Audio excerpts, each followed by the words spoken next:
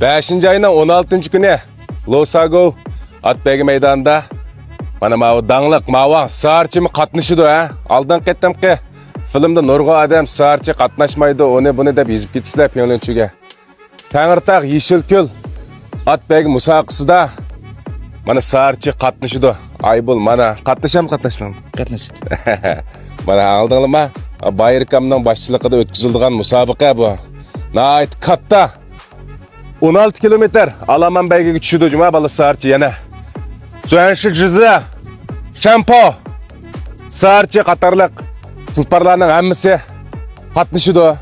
5-ayning 16 kuni Qorg'as Losago Atbegi maydonida ko'rishmasak hisob emas alag'illa.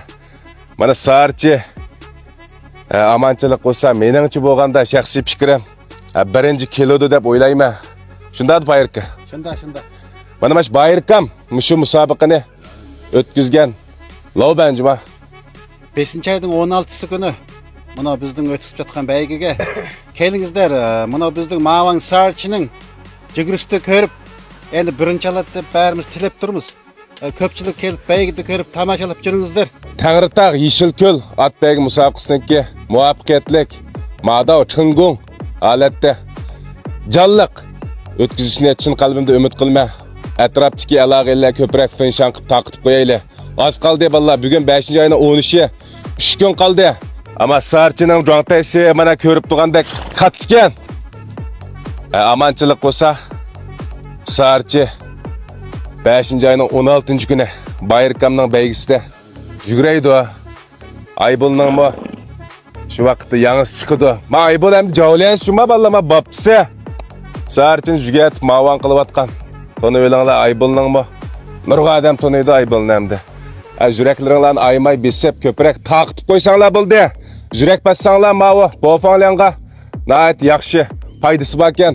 Alayliki tay g'onan do'nan hech qaysininki qon tanlamaydi. Qon tanlamay qatnashidi. Qanda tizimiltimiz deganda bu beygiga.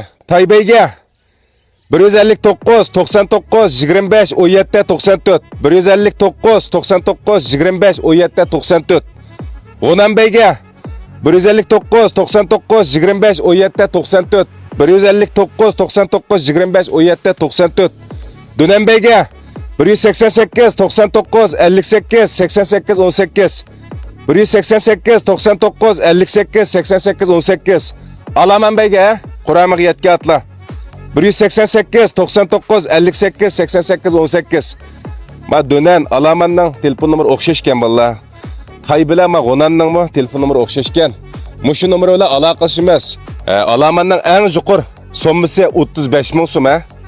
Birinchisiga, ikkinchisiga 17 ming, uchinchisiga 10 ming, to'rtinchisiga 6 ming, beshinchisiga 4 ming, oltinchisiga 3500 koy, yettinchisiga 3000 koy. Dönen beyga birinchisiga 10 ming, ikkinchisiga 6 ming, uchinchisiga 4 ming, to'rtinchisiga 3 ming, beshinchisiga 2 ming.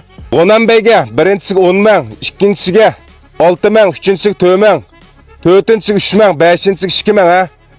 Ma Taybeyga birinchisiga 5 ming koy, ikkinchisiga 3 ming koy, uchinchisiga 2500 koy, to'rtinchisiga 1800 koy, beshinchisiga 1400 koy, oltinchisiga 1300 koy, yettinchisiga 1000 koy.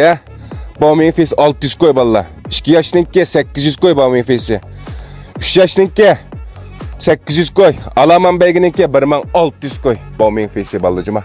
Yani bir teojensiya bor balla. Bu teojensiya qatnashtirgan ishkat bo'lsa, Chimma Shojang bilan Fengjizi degan ishkat 1600 metr.